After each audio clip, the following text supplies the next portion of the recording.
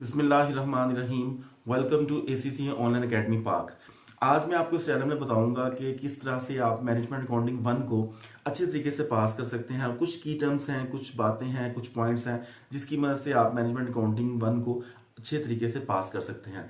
देखिए, बहुत सारे स्टूडेंट ये शिकायत करते हैं कि टीचर्स उनको प्रॉपर गाइड नहीं करते, उनको सही टाइम नहीं देते। टाइम देना वो एक अलग इशू है, लेकिन प्रॉपर तरीके से स्टूडेंट को वो की पॉइंट्स की टिप्स बताना जिसकी मदद से वो आराम से मैं MA1 के अंदर पास कर जाएं। तो पास करने का तरीका बड़ा आसान सा है, बड़ा सिंपल सा है। कुछ पॉइंट्स हैं, आज मैं आपको बताऊंगा कि MA1 के अंदर कुछ पॉइंट कौन कौन से हैं जो कि आप अच्छे तरीके से उसको अडॉप्ट करके उसको पास कर सकते हैं। और ये चैनल बना ही इसलिए है ताकि आपको बताया जा सके कि वो की पॉइंट्स की टर्म्स इसमें हम लगातार बताता रहूंगा कि आपको किस तरह से इसको प्रिवेल करना है, किस तरह से इसको प्रॉपर तरीके से लेके चलना है। तो MA1 के अंदर जो है वो आपके कुछ ऐसे टिप्स हैं, कुछ ऐसी की टर्म्स हैं जिसकी मदद से आप अच्छी तरीके से उन पॉइंट्स को गैदर करके पास कर सकते हैं। सो मैनेजमेंट अकाउंटिंग 1 के अंदर आपने ये घबराना नहीं है। ये चैनल आपकी हमेशा मदद करता रहेगा हर उस सब्जेक्ट के ऊपर जिसमें आपको प्रॉब्लम है। सो हमेशा मुझसे राब्ते में रहिएगा इस चैनल के जरिए से। ये आपकी बहुत ज्यादा मदद करने वाला है इन फ्यूचर में। सो पॉइंट आप लिखिए जल्दी से।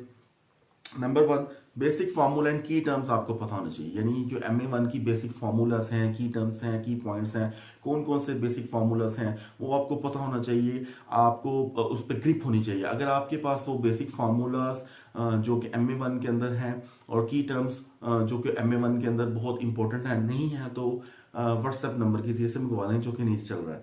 तो आप वो मुझसे रब्ता में रह सकते हैं हर वक्त।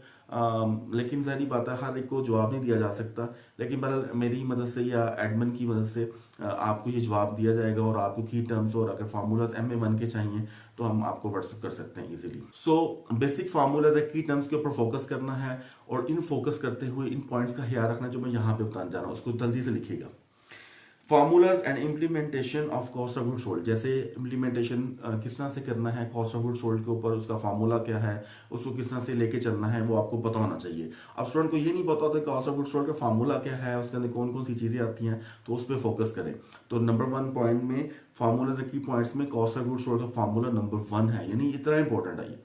Second is that absorption costing. Absorption costing क्या होती है, ये भी बहुत इंपॉर्टेंट फार्मूला है। इसके ऊपर भी आपकी ग्रिप होनी चाहिए, प्रॉपर तरीके से आपको पता होना चाहिए किस तरह से इसको लेके चलना है, किस तरह से इसको प्रिवेल करना है, किस तरह से इसको कोप अप करना है। तो आपको इन चीज़ों के बारे में पता होना चाहिए। Third one is that what is meant by over और under apply. Over under apply का भी स्टूडेंट को मसला रहता है MA1 के अंदर, और इनको पता नहीं चल पाता कि आप किस तरह से इसको लेके चलना है। तो सो ओवर और under apply is basically concern is base concern. 2 से 3 MCQ जरूर आएंगे और ये 2 से 3 MCQ आपको बताएंगे कि और मेरी बात को याद दिलाएंगे पेपर के अंदर कि कितने ये इंपॉर्टेंट है। तो ये फार्मूला भी आपको आना चाहिए। वेटेड एवरेज कॉस्टिंग का फार्मूला आना चाहिए। FIFO LIFO के फार्मूला पर ग्रिप होनी चाहिए प्रॉपर तरीके से उसके कंसेप्ट पे, क्योंकि basically FIFO LIFO weighted average is basically concern with inventory valuations. Inventory valuations के अंदर ये बात आती है। तो आपको पता होना चाहिए कि इसको किस तरह से लेके चलना है, हाउ टू सॉल्व इट, इसको किस तरह सॉल्व करना है और उसको किस तरह से लेके चलना है। प्राइम कॉस्ट को किस तरह से अंडरस्टैंड करें, कन्वेंशन कॉस्ट को किस तरह से अंडरस्टैंड करें, टोटल कॉस्ट को किस तरह से देखें, उसके फार्मूला बहुत छोटे छोटे से हैं। यूनिट पर और का फार्मूला है UPH, UC का फार्मूला यानी यूनिट पर कॉस्ट का फार्मूला है। तो इस तरह के फार्मूलों को आपके प्रॉपर ग्रिप होनी चाहिए, आपको पता होना चाहिए कि आपने किस तरह से इनको लेके चलना और प्रॉपर तरीके से कैसे लेके चलना है। सेकेंड इज दैट ये तो फार्मूला एंड की टर्म्स के पॉइंट में थी बात। अब नेक्स्ट में ये बात आती है कि आपको पता होना चाहिए कि मैनेजमेंट अकाउंटिंग 1 के अंदर कौन से वीक एरियाज हैं, कौन से स्ट्रॉन्ग एरियाज हैं। देखिए, हर सब्जेक्ट के कुछ वीक एरियाज होते हैं, कुछ स्ट्रॉन्ग एरियाज होते हैं। वो वीक एंड स्ट्रॉन्ग एरियाज का आपको पता होना चाहिए। अगर आपको नहीं पता तो फिर अपने टीचर से पूछें या फिर राब्ता कर लें मुझसे, तो मैं आपको बताने की कोशिश करूंगा। Weak means less important, weak means not कमजोर, weak means less important and strong means highly important. तो आपको वीक एंड लेस एरियाज का पता होना चाहिए। हाईली रिकमेंडेड एरियाज हैं MA1 के अंदर, वो भी लिख लें। अब्जॉर्प्शन कॉस्टिंग का आपको पता होना चाहिए, ये बहुत ही हाईली रिकमेंडेड है। इसके जो भी फॉर्मूलाज हैं, कंसेप्ट हैं, आपको पता होना चाहिए। यूनिट कॉस्टिंग का फार्मूला का आपको पता होना चाहिए। LIFO FIFO का मैं दोबारा बात कर रहा हूँ, ये भी आपके बहुत स्ट्रॉन्ग एरियाज के अंदर आता है। और चूंकि ये इन्वेंट्री वैल्यूएशन से कंसर्न करती हैं चीजें, तो ये आपको प्रॉपर इस पे ग्रिप होनी चाहिए। Next is that main focus on spreadsheet in MA1। MA1 के अंदर एक बहुत ड्राउना सा समझे वाला एक टॉपिक है स्प्रेडशीट, जिसको हम कंप्यूटर की ज़बान में एक्सेल शीट भी बोलते हैं।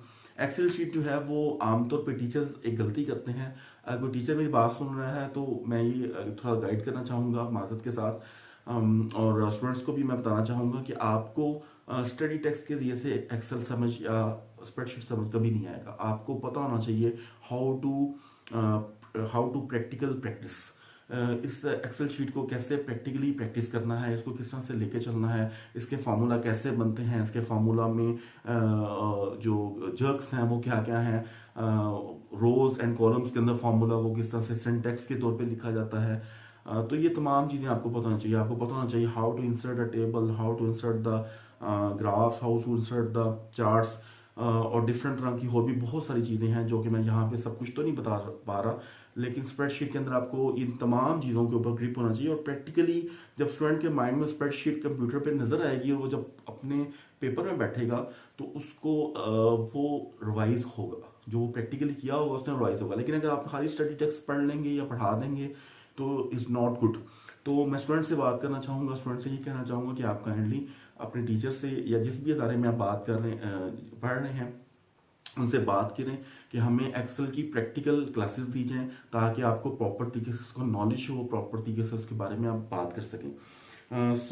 स्प्रेडशीट का आपको डेवलप करना, स्प्रेडशीट का आपको फार्मूलाज का आना, पर्पस ऑफ स्प्रेडशीट क्या है उसका आपको पता होना, making of formulas, syntax of formulas किस तरह से लिखते हैं सब पता होना चाहिए, तभी इसको ग्रिप के। और ये बहुत आसान है, it's very easy to solve it all the things which I discuss that kind of points. आपको ये बहुत आसान है, लेकिन चूंकि वो प्रैक्टिकल करवाया नहीं जाता, सिर्फ स्टडी टेक्स्ट पढ़ा के या थोड़ी बहुत किट करवा के काम खत्म किया जाता है, तो इस तरह से इसके ऊपर आपको सोचने की ज़रूरत है और अपने टीचर से या कंसल्ट टीचर से बात करने की ज़रूरत है कि सर हमें इसको प्रैक्टिकली प्रैक्टिस करने की ज़रूरत है। तो ये बहुत डेंजरस एरिया समझा जाता है और आमतौर पर स्टूडेंट ज़्यादातर इसलिए फेल होता है, कहते हैं ये स्प्रेडशीट कितने क्वेश्चन आ गए थे। तो स्प्रेडशीट के अगर ज़्यादा क्वेश्चन आ गए तो इस सब बोनस, मैं तो इसको कहूँगा ये बोनस है, तो लेकिन स्टूडेंट से डरते हैं। Next is that numerical portion होता है किसी भी सब्जेक्ट के अंदर, और किसी भी सब्जेक्ट में थ्योरेटिकल पोर्शन होता है। तो न्यूमेरिकल पोर्शन पे आप थोड़ी तवज्जो कम रख लें बेशक, और थ्योरेटिकल पे ज़्यादा रखें, क्योंकि थ्योरेटिकल के क्वेश्चंस MA1 के अंदर ज़्यादा आते हैं। थ्योरेटिकल के क्वेश्चन आमतौर पे 70% से ज़्यादा आते हैं और न्यूमेरिकल के क्वेश्चन 25 to 30% आते हैं। तो इस लिहाज से उसकी इंपॉर्टेंस आप जान सकते हैं क्यों। और इसके अलावा मैं न्यूमेरिकल पोर्शन के लिहाज से एक बात करना चाहूँगा, स्टूडेंट बहुत लंबे लंबे क्वेश्चन सॉल्व करने की कोशिश करते हैं MA1 के अंदर। सॉल्व करने की ज़रूरत तो है, इसमें कोई शक नहीं, सॉल्व करने की ज़रूरत है, लेकिन अगर वो फोकस करें छोटे क्वेश्चंस के ऊपर, जैसे how to solve unit per cost, how to solve unit per और अब्जॉर्प्शन कॉस्टिंग के भी कई क्वेश्चन बहुत छोटे से हैं और यही ज़्यादा पेपर में आते हैं जो कि छोटे क्वेश्चन हैं। लंबे क्वेश्चन देख के स्टूडेंट सारे न्यूमेरिकल को छोड़ देते हैं, तो ये बहुत गलत बात है। आपको इस पे प्रॉपर ग्रिप करना चाहिए। Thank you very much, this is all the points which is major in the MA1।